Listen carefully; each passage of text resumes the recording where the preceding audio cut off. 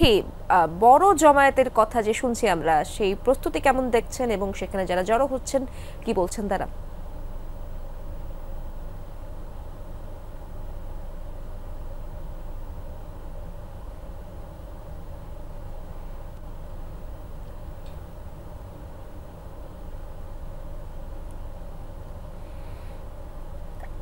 যেমনটা জানেন যে আওয়ামী লীগ নিষিদ্ধের দাবিতে কিন্তু এনসিপি সহ যে ছাত্র জনতা রয়েছে তারা কিন্তু একাধারে, যে আমি যদি একটু দেখাতে চাই, যে তারা কিন্তু র্যালি শুরু করেছে। তারা যে অস্থায়ী মঞ্চ রয়েছে, মিন্টু রোডের অস্থায়ী যে মঞ্চ রয়েছে সেই মঞ্চে কিন্তু যাওয়ার জন্য তারা ইতিমধ্যে রওনা শুরু করেছেন। এর মধ্যে রয়েছে এনসিপির যে দক্ষিণাঞ্চল এবং উত্তরাঞ্চলের মুখ্য সংগঠক হাসনাত আবদুল্লাহ সহ সার্জিস আলম তারা রয়েছেন।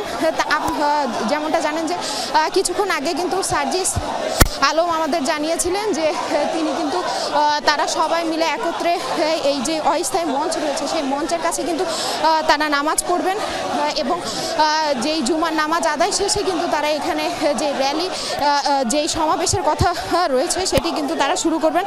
মূলত কিন্তু আওয়ামী লীগ নিষিদ্ধের দাবিতে কিন্তু গত রাত থেকে কিন্তু তারা যেই অবস্থান কর্মসূচি রয়েছে তারা কিন্তু অবস্থান কর্মসূচি পালন করছে এই যমুনার প্রধান উপদেষ্টার বাসভবনের সামনে।